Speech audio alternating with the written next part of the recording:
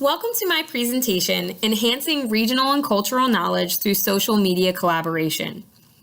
This presentation will highlight the Facebook collaboration between students studying abroad in Spain and at-home learners in my Spanish Civilization and Culture course. I believe that the digital collaboration described herein shows a unique opportunity to enhance the knowledge of our students, both those who have the opportunity to participate in study abroad programs, as well as those who are unable to do so. Study abroad learners may become digital ambassadors and informal mentors for language students at the home university through sharing their experiences, reflections, and observations of the target culture. The at-home learners in turn have the opportunity to increase their own understanding of course material and of the target culture through posing questions, making observations, and reflecting on the study abroad students' posts. The informal learning community created outside the walls of the classroom is one that allows for participation and access not tied to classroom time, materials, or even geography. I would like to begin by introducing the project and how I have utilized this digital collaboration in the course. I will then follow with examples from the Fall 2016 discussion forum that highlight the benefits and potential for enhancing knowledge through collaboration. The examples provided will be in Spanish, but I will provide an overview of what's discussed to ensure understanding of the text. As with any project, there are challenges, and I will talk through some and how I approach them. Finally, the presentation will conclude with suggestions for application and adaptations of the project. This digital collaboration involves at-home student participants in my Civilization and Culture of Spain course and the students who are participating in our study abroad program in Spain. This began in the fall of 2015 and was repeated in the fall of 2016 and 2017. It was primarily a discussion forum where study abroad participants made a weekly post on a topic and the at-home learners would respond to this post and the conversations continued from there. Various digital platforms may be used for this type of discussion forum. I chose Facebook for its utility and general use by my students. Both student groups were able to access it on a variety of devices and through various internet connections. Most already had an established Facebook account and were already checking and participating in the social media network on a daily basis. Facebook's post, comment, and reply to comment features are ideal for a discussion forum as there is a clear thread structure for the conversation. Additionally, group members have the ability to tag one another to alert another person to a new post or comment. An important feature of the Facebook group is that it offers a secret designation, which can be seen here under the group's title. This is key, in my opinion, for using the platform for a classroom forum, especially in light of privacy concerns in recent years. By choosing secret, it makes the group unsearchable and invisible to those who have not been invited by the administrator. As previously mentioned, I've utilized this collaboration over the last 3 years in the course. The structure and expectations remain generally the same in each iteration. Students were divided into groups and assigned a study abroad partner for the duration of the semester. They were also assigned a designated group topic or identity, which coincided with the general research topic for the semester. The topics are listed here by collaboration year. For example, in 2015, each group was assigned a particular political party involved in the presidential elections. For the 2016 and 2017 collaborations, groups were assigned one of Spain's autonomous communities. Each thread would contain at least 2 posts by the study abroad participants and at least 1 reply by each at-home learner in the group. All posts, comments, and replies are required to be in well-written Spanish, and students are encouraged to proofread their posts. I do not, however, direct, assess, or correct grammar in the forum in an effort to encourage production and not discourage participation. Overall, the collaboration has consistently offered the opportunity for participants to enhance their regional and cultural knowledge as well as to improve their language abilities and access an informal learning community where they engage with their peers in the common goal of learning more about Spain and Spanish culture. As a general context for the benefits of the collaboration, I find the ACTFL 5Cs a useful tool. In terms of communication, the collaboration incorporates the interpersonal, interpretive, and presentational modes. We have students consistently producing paragraph-length interactions in which they present, inform, and interpret information on a diverse range of topics. Study abroad participants frequently complement their own posts and comments by sharing various media, including links to articles and their own personal photos. The 2016 forum in particular showed study abroad learners opening most posts with forms of address frequently used in Spain, such as chavales, tíos y tías, in addition to using the more common damas y caballeros. Additionally, they seem to embrace the use of vosotros in their posts, which is evidence of their own linguistic immersion as well as an authentic opportunity for exposing the at-home learners more to the conjugation. Through their participation, the study abroad participants act as ambassadors as they investigate and reflect on the relationship between cultural products and practices with the perspective of the host country.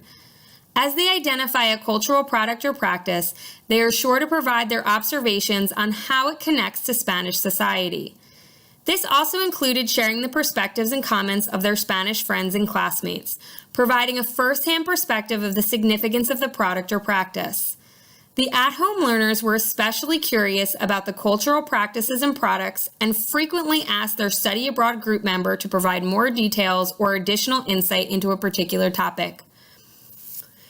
In the 2016 forum, each group was assigned a specific autonomous community of Spain and told to explore ideas of sovereignty and identity within that community. This context allowed all participants to deeply explore the culture of one specific region, as opposed to simply learning about Spanish culture in general.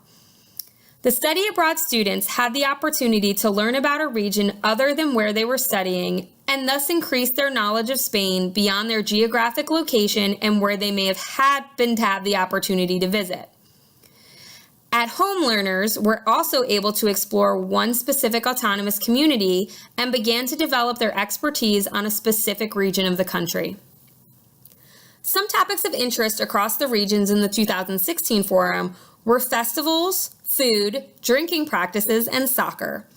The first example here highlights the Galician soccer clubs and prompts the at-home learners to read the articles provided and share their opinions about the importance of soccer in Galicia and in Spain overall.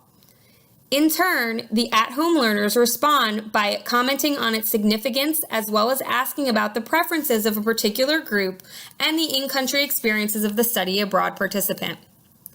The second example from a different study abroad learner and group participants also concerns soccer, but here from the perspective of Catalonia.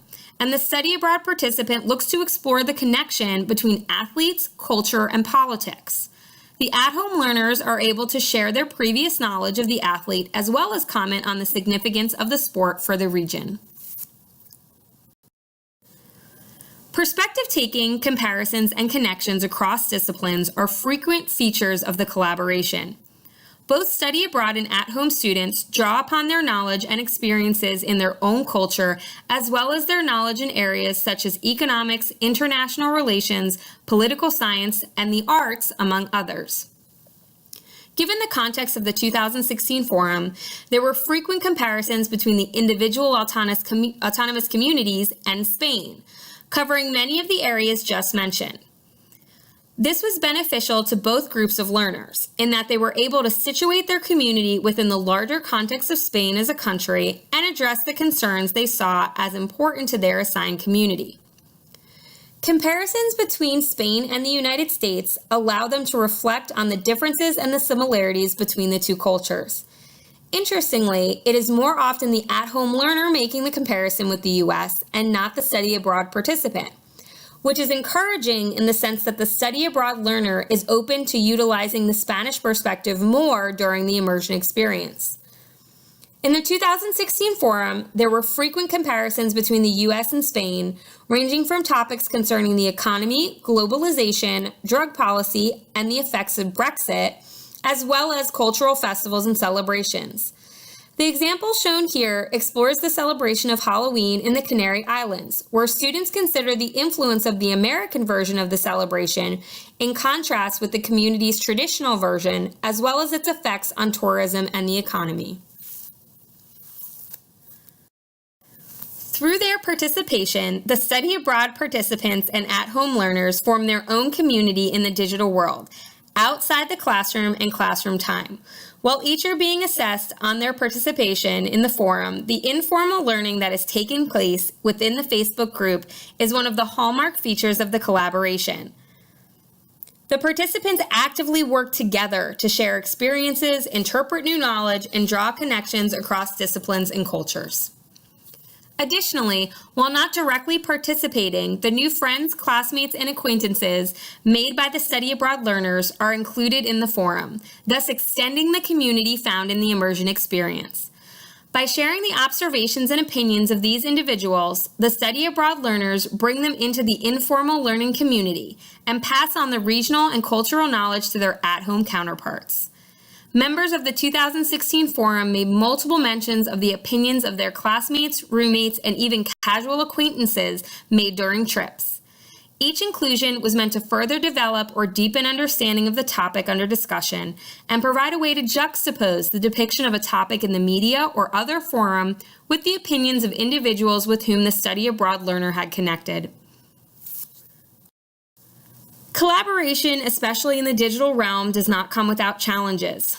Within the 3 iterations of the forum, I believe the 2015 and 2016 were the most successful in terms of exploration of the topics and true collaboration between participants. The main reason behind this, in my opinion, is the structure and topics assigned during those years. I find a specific topic or context and clear expectations are needed in order to encourage productive posts from participants. For example, in 2017, I relaxed the topic choice significantly to simply be about exploring regional identities in Spain. This led to much more generic posts from both participants and a lack of in-depth discussion.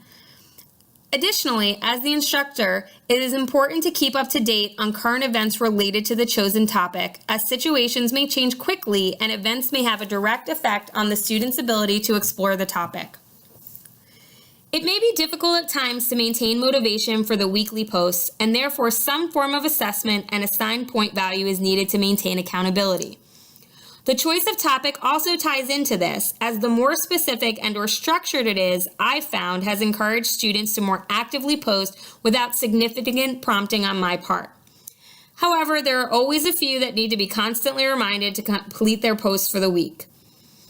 In my experience, the study abroad learners are the most consistently motivated to participate, and they are eager to share their experiences with their classmates at the home institution. I've always felt that I should have a limited role in the actual discussion forum. While I utilize the group as a platform to share links, reminders, and files with the students, as well as reading the discussion posts each week, I largely do not engage with the individual threads. It is important that the students own the topic and their collaborative discussion.